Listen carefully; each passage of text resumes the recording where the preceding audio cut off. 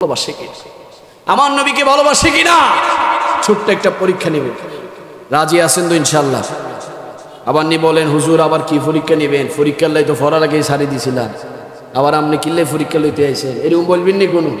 ছোট্ট একটা পরীক্ষা নেবেন। এখানে অনেক যুবক আছে, অনেক যুবক ইনশাআল্লাহ আজকে হুসাইনের ইমাম হুসাইন রাদিয়াল্লাহু তাআলা আনহুর বদৌলতে এখানে যদি কোনো যুবক যদি হেদায়েত হয়ে যায় আপনারা খুশি হবেন না বেজার হবেন? আওয়াজে বলি না, খুশি হবেন না বেজার হবে? অনেক যুবক ভাইরা আছো, অনেক নামাজ ইচ্ছায় অনিচ্ছায় ছেড়ে দিয়েছো, অবহেলা করেছো। শুধুমাত্র দুইটা যুবক দাঁড়াবে যে হুজুর ইমাম হুসেনের মহাব্বতে, আহলে বায়াতের মহাব্বতে আমি আগামীকাল ফজর থেকে লাগাতার কমপক্ষে 40টা দিন মসজিদে এসে হোক, ঘরের মধ্যে হোক, ব্যবসায় হোক, চাকরিতে হোক, যেখানেই হোক না কেন আমি 5 ওয়াক্ত নামাজ পড়বো। দুইটা যুবক আল্লাহ রাসূলকে খুশি করার জন্য দাঁড়িয়ে যায়। দুইটা যুবক আল্লাহ রাসূলকে খুশি করো। আজকের মাহফিলের উসিলায় তোমার জিন্দেগি আল্লাহ সুন্দর করে দিবে। দুইটা যুবক আসেনি কে নামাজ ধরবে, নামাজ ছাড়বে না, নামাজ কখনো ছাড়বে না। আছে কেউ? আছে একজন মাশাআল্লাহ, দুইজন, তিনজন মাশাআল্লাহ মাশাআল্লাহ। আর কে কে আছেন দাঁড়িয়ে যান, কে কে আছেন দাঁড়িয়ে যান, আপনারা দাঁড়িয়ে থাকেন মাশাআল্লাহ। অনেকেই হাত তুলেছেন, যারা হাত তুলেছেন দাঁড়াও।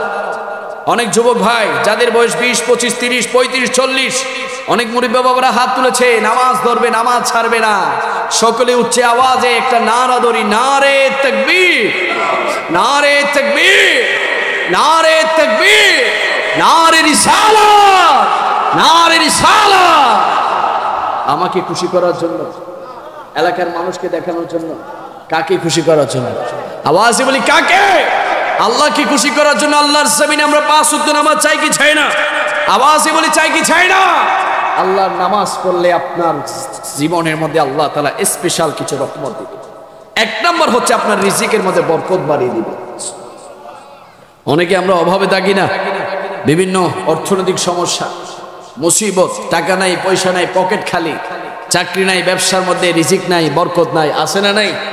আল্লাহ সুবহানাহু ওয়া তাআলা আমার নবীর মাধ্যমে হাদিস মুবারকের মধ্যে বলছে আমার কোন উম্মত যদি নামাজ ধরে, নামাজ যদি না ছাড়ে, 1 নম্বরে আল্লাহ তাআলা তার রিজিকের মধ্যে বরকত বাড়িয়ে দিবে। আওয়াজে বলি না সুবহানাল্লাহ। 2 নম্বর রাসূলুল্লাহ সাল্লাল্লাহু আলাইহি ওয়াসাল্লাম বলছে 2 নম্বরে আল্লাহ তাআলা তার হায়াতের মধ্যে বরকত বাড়িয়ে দিবে। 3 নম্বরে রাসূলুল্লাহ সাল্লাল্লাহু আলাইহি ওয়াসাল্লাম বলছে যদি কোনো আমার উম্মত নিয়মিত নামাজ পড়ে, আল্লাহ সুবহানাহু ওয়া তাআলা ওই নামাজের ওসিলায় তার চেহারার মধ্যে নূর নাজিল করে দিবে। দেখবেন যারা নামাজি তাদের চেহারা ঝলমল করে। সুবহানাল্লাহ বলি না? কারণ নামাজের পূর্বে কি করতে হয়? আওয়াজে বলি না, কি করতে হয়?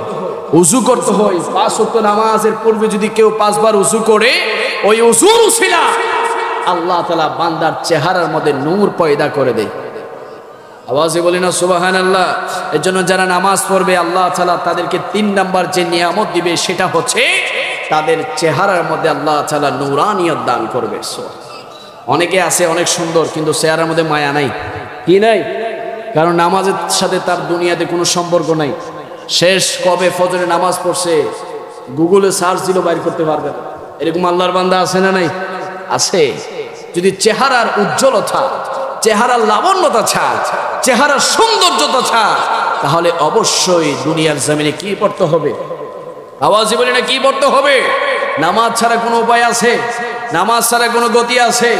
যারা বেনামাজি আল্লাহ সুবহানাহু ওয়া তাআলা তার জীবন বরবাদ করে, রাসূলুল্লাহ বলছেন যারা বেনামাজি তাদেরকে আল্লাহ তাআলা 12টা শাস্তি দিবে। কয়টা? আমি সংক্ষিপ্তভাবে বলছি, হুজুর এসে যাবে। কয়টা শাস্তি দিবে? আমাকে যেহেতু বলেছে হুসাইন রাদিয়াল্লাহু তাআলার আদর্শ, তা আদর্শের মধ্যে 1 নম্বর আদর্শ হচ্ছে নামাজি হওয়া। কি হওয়া? বেনামাজি কখনো হুসাইনের প্রেমিক হইতে পারেনি, হওয়ার কোনো সুযোগ আছে? এই জন্য যারা বেনামাজি তাদেরকে আল্লাহ তাআলা কয়টা শাস্তি দিবে? 12টা শাস্তি দিবে। এই 12টা শাস্তির মধ্যে 3টা শাস্তি দিবে দুনিয়াতে। কয়টা? 3টা শাস্তি দিবে দুনিয়াতে। মৃত্যুর সময় দিবে 3টা, কবরের মধ্যে 3টা।